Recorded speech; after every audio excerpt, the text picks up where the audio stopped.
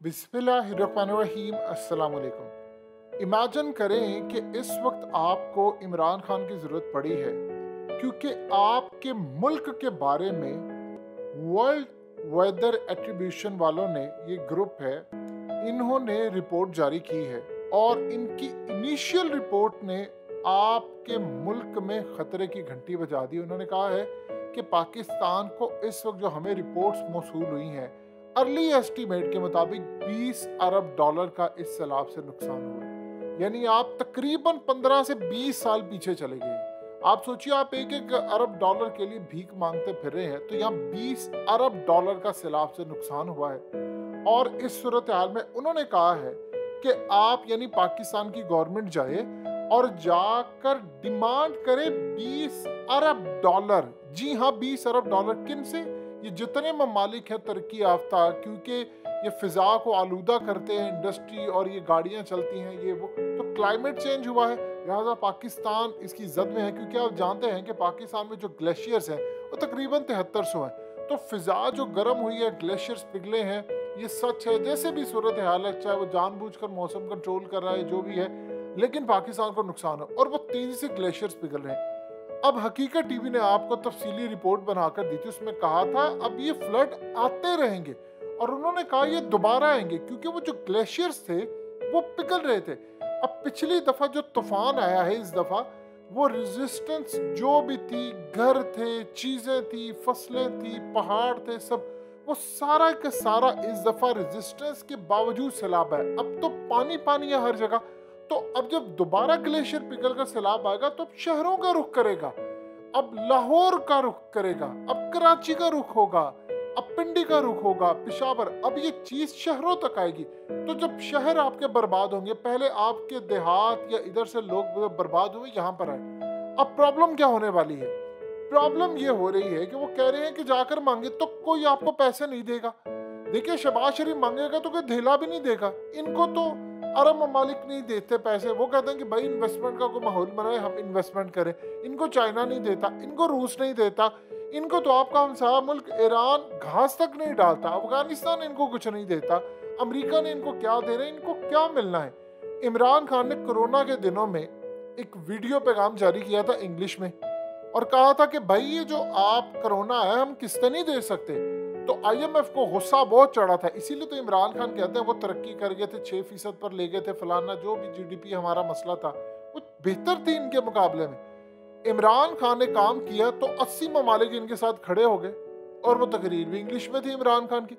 वो 80 ममालिक ने कहा कि भाई हम कहाँ से दे, कोरोना है, हम तो नहीं दे सकते। तो वो हमारी किस्त जो थी वो पोस्टपोन हो गई, हमें फायदा हो गया, उस दौरान कुछ ना कुछ हमने मैनेज कर लिया। इनकी किसने सुननी है? वो या तो आप इमरान खान को वजीर आजम बनाएं और क्लाइमेट चेंज के ऊपर पूरी दुनिया में डंके बजते हैं इमरान खान के, बिलियन सुनामी ट्री जो हमारा प्रोजेक्ट है और ये वो। शहबाज शरीफ की किसने सुननी है? ये आप देखिए एससीओ समिट के अंदर जो इसके साथ हुआ है, जो जलालत हुई है, वो क्या सूरत हाल वहां पर हुई है, कोई इनको मुंह लगाने को तैयार नहीं था। प्यूटन से बात कर रहे हैं तो ये पता फलाना, मैं क्या करूं, मैं क्या बात करूं। वो कहता है कि भाई तेल या कोई चीज आपने लेनी है रूस की जानिब से तो ले, हम तैयार है। ये अमेरिका की वजह से ले नहीं सकते।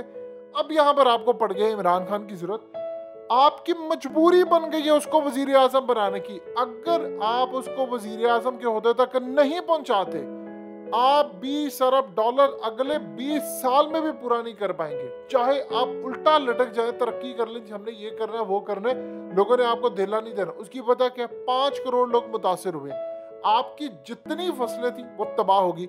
अब ये जो जमीन है ये काश्तकारी के फिलहाल काबिल नहीं है।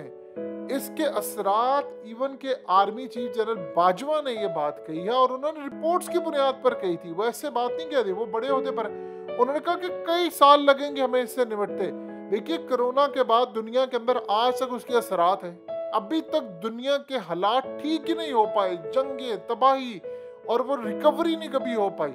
लोगों की जिंदगी पहले, ट्रेवलिंग वैसे नहीं है। तो आप ये बता दें कि आपके जो मुल्क में सैलाब आया है, आप इसको कैसे मैनेज करेंगे? कम से कम आपको 8 से 10 साल चाहिए अभी इसको मैनेज करने के लिए। अभी तो ये अर्ली एस्टीमेट है, वो कह रहे हैं हो सकता है 30 अरब डॉलर तक चला जाए। अब प्रॉब्लम ये है कि आपके मुल्क में फूड क्राइसिस आने वाला है, बल्कि आ चुका है। देखिए फसलें आपकी तबाह हो गई है, ये जमीन काश के काबिल नहीं है, और ये कब तक रहेगी कुछ पता नहीं। अभी तक पूरे का पूरा दादुर, पूरा आपका सिंध, जनूबी पंजाब, आपका बलोचिस्तान, आपका केपीके पूरे का पूरा डूबा हुआ है, तो अभी तक हम इसको मैनेज नहीं कर पाए। तो इस सूरत हाल में आप बताइए कि आप क्या करेंगे। अब आप ये देखें कि IMF ने आपको 1.2 बिलियन डॉलर दिए, आपका डॉलर रुक नहीं रहा, 245-50 पर तो ओपन मार्केट में बिक रहा, वो भी मिल नहीं रहा किसी के पास। तो ये सूरत हाल क्या होगी? ये सूरत हाल होने जा रही है कि आगे आपके पास राशन खत्म हो गया, आपको दिसंबर में इंपोर्ट करना पड़ेगा। आप जब इंपोर्ट करेंगे दिसंबर के अंदर जाकर, तो आपको मजीद डॉलर चाहिए, पैसा आपके पास मौजूद नहीं है, तो फिर क्या करेंगे आप? यानी अब तो फूड आपको इंपोर्ट करना पड़ेगा, आपको छोटी से छोटी चीज, आपको प्याज, टमाटर, आपको हर चीज इंपोर्ट करनी पड़ेगी। आपकी फसलें तो बेकार हो गई हैं। आपके मुल्क में ये जरूरत हाल पैदा हुई है कि आप एक्सपोर्ट करते तो आपको इंपोर्ट करना पड़ेगा। आप 25 साल पीछे चले गए हैं, आपको पता ही नहीं है।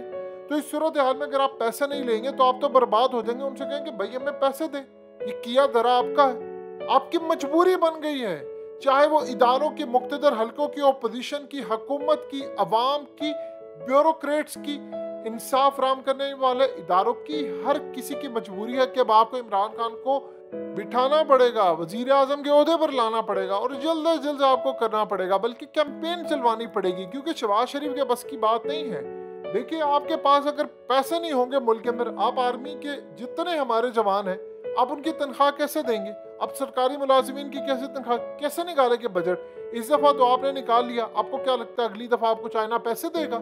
आपकी ये सूरत हाल है। वो कहेंगे आपके पास अपॉर्चुनिटी है। अगर इमरान खान इस वक्त खड़े होते, उन्होंने मिलाना था रूस को साथ, चाइना को उन्होंने ऑन बोर्ड लेना था, उन्होंने 10-15 ममालिक का पूरा एक सेमिनार करना था, वर्चुअल कॉन्फ्रेंस कर लेनी थी, इस्लामाबाद में आपने कॉन्फ्रेंस करनी थी, बुलाना था, और स्टेटमेंट आपने इशू करवानी थी। मिसाल के तौर पर आपके रूस से ताल्लुकात होते, आपने रूस को बुलाना था, आपने अरब ममालिक को बिठाना था, मोहम्मद बिन सलमान को बिठाना था, शी जिनपिंग को बिठाना था, आपने बिठाकर कहना था कि भाई ये नुकसान हुआ है करें, और चाइना ने आपको बैक करना था, और सारा ये काम आपका हल होना था। अब आपको किसने मुंह लगाना है? वो आपका शहबाज शरीफ, उसको मुंह लगाने को तैयार नहीं है, तो आपको वो काम करना पड़ेगा। देखिए दुनिया के अंदर ये नहीं होता कि आपकी आर्मी जाती है या ब्यूरोक्रेसी जाती है, आप एक हद तक कर सकते हैं। आर्मी चीफ ने हालिया एड के लिए काम किया काफी, और ये इसमें बड़ी जबरदस्त बात थी, लेकिन इंटरनेशनल सतह पर आपको वजीर आजम को ही भेजना पड़ेगा, चाहे वो राजा रेंटल हो या शहबाज शरीफ हो, इमरान खान हो, नवाज शरीफ हो, कोई भी हो, जाएगा वजीर आजम ही, क्योंकि वो चीफ एग्जीक्यूटिव होता है। तो शहबाज शरीफ को किसने पैसा देना है?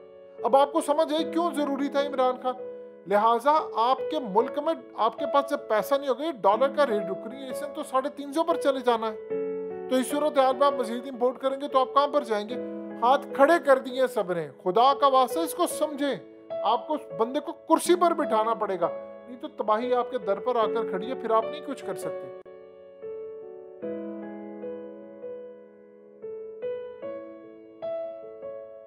हकीकत टीवी को सब्सक्राइब करना मत भूलें, वीडियो को लाइक करें, शेयर करें, और कमेंट सेक्शन में अपनी राय का इजहार जरूर करें।